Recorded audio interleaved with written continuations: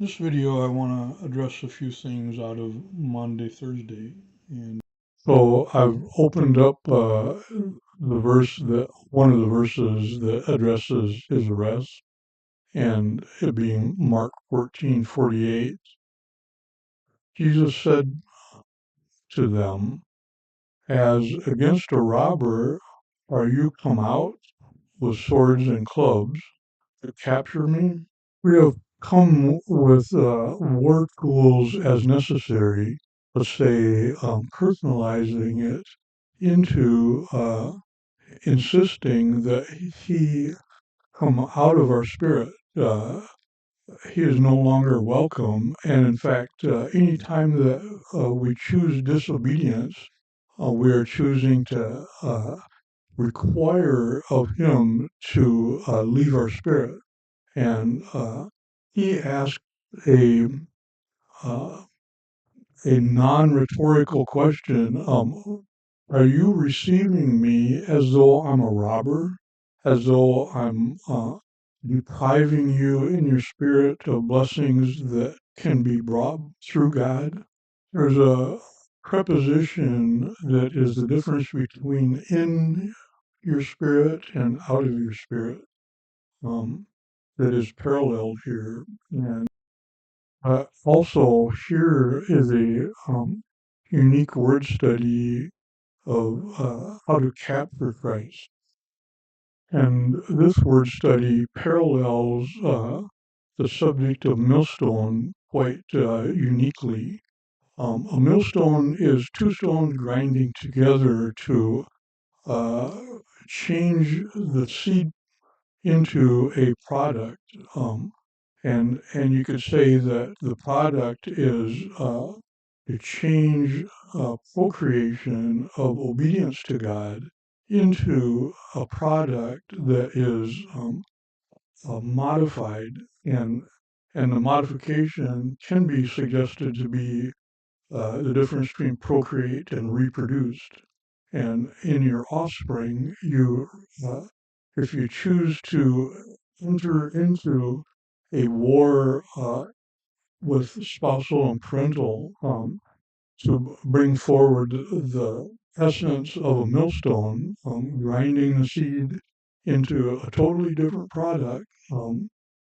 Here there is conceive being mentioned twice as though it's specific to uh, two parental accounts on conception. See the seed being addressed by conceive twice. There's hardly anything that I can think of to address conceive twice except for conception. And in the millstone modification of seed into a different product, there's a parallel here that is um, to seize or take, and in fact, to take also as a prisoner. You can, in effect, put your children into uh, being a prisoner of your spousal war and your parental war, that is no less than all this pertaining to Christ being arrested, that parallels quite uniquely to Christ being arrested.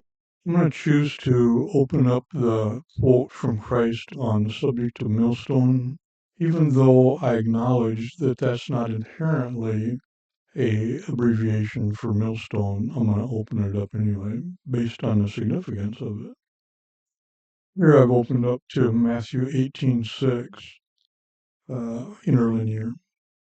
Whoever then shall cause to stumble one of the little ones, of these believing in me, it is better for him that a millstone should be hung heavy around his neck, he be sunk in the depth of the sea. It is easy for, let's say, slang, mama bear to show up as trying to protect the little ones,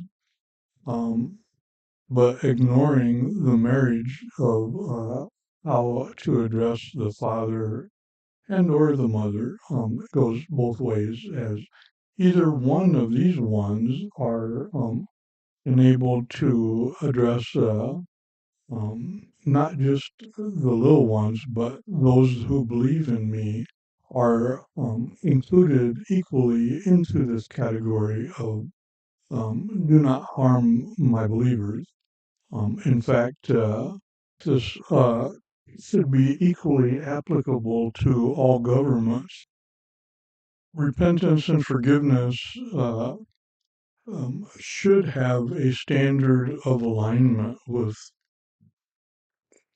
God through Christ, that you don't have to exceed a repentance that goes into man-made vengeance.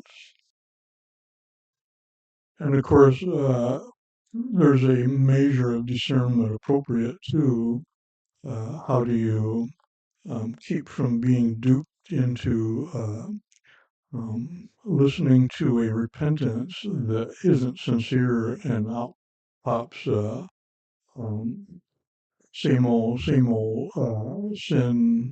over and over. Well, Christ calls you to forgive 70 times 7, but the government doesn't want to do that. In fact, parents don't want to do that. But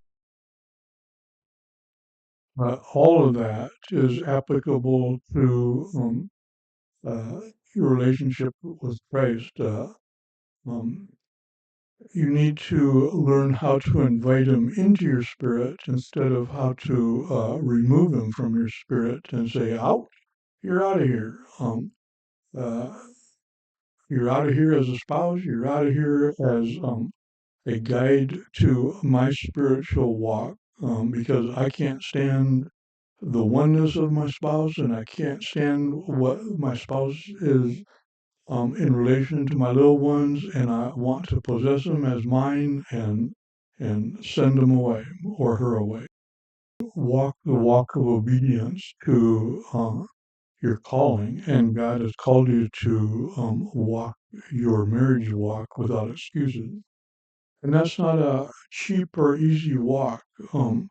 If you pay attention to his suffering on the cross, you're called to a parallel in as take up your cross and follow me. I don't guarantee an easy walk, but I guarantee that if you obey me, there will be blessings, even if it's waiting until judgment. You will be blessed. And for those ones and for these ones, Christ died on the cross today.